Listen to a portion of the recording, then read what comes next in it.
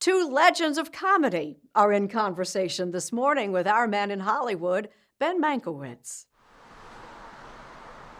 This is Nate and Al's Delicatessen in Beverly Hills, closed this week after serving showbiz folk like Mel Brooks and Carl Reiner for 75 years. It's also just a few blocks away from where Mel Brooks hosts his weekly lunch.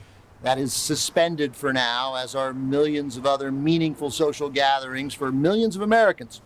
It also means if you want to talk to Mel Brooks and Carl Reiner, it's going to be a cyberchat. That's where the two old friends got together to talk about World War II, the Depression, the notion of sacrifice, and of course, to give each other the business. Let the bickering begin. Carl, stop talking for 1 minute. Okay. A real-life comedy routine. Wow, I can't believe it. Stop talking. From two best friends. I think the only way to get through this crisis is to sing a World War II song.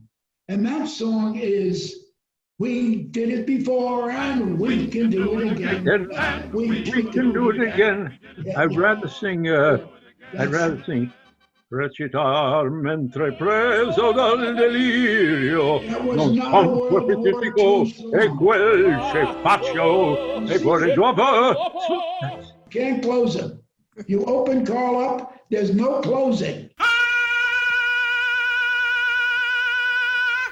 Oh, that's great.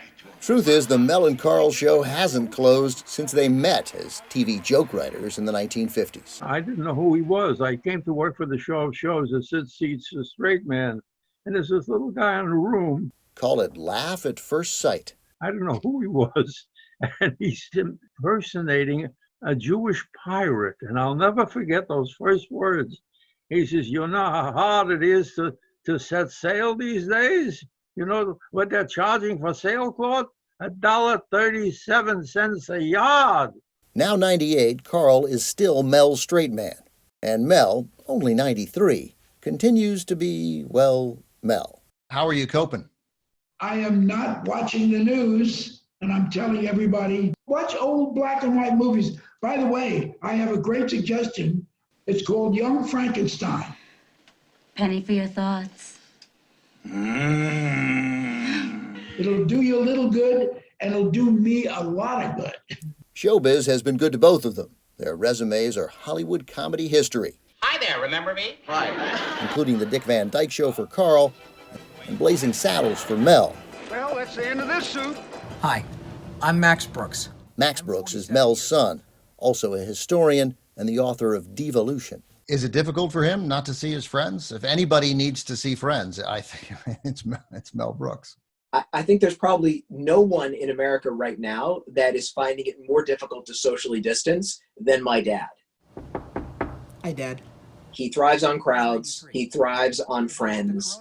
For him to have to sit home behind glass is brutally hard on him right now, but he is doing what he has to do because he understands that. Americans of Mel and Carl's generation understand struggle and sacrifice. They both grew up during the Depression and served their country in World War II.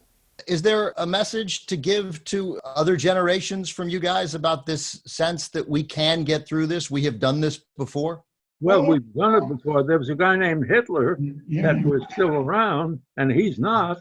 If we got through Hitler, we can get through this stuff. This is a breeze. We just have to grin and bear it. I think that the greatest generation's message to all of us is that in times of crisis, everyone has a part to play. You cannot just live your life for you. You are part of a whole. You're part of a community, and you must do your part. Of course, doing your part during a crisis is all relative, easier for some than others. Welcome. Live long and prosper. George Takei, the Star Trek actor, talking to us through a glass door at his home. A Japanese-American born in Los Angeles, his life changed months after Pearl Harbor, when armed American soldiers came to the Takei home and took the family away. I was 5 years old at the time. We were seen as the enemy. We were put on a crowded train and transported 2/3 of the way across the country to the swamps of Arkansas to a barbed wire internment camp. Soldiers with machine guns pointed at us.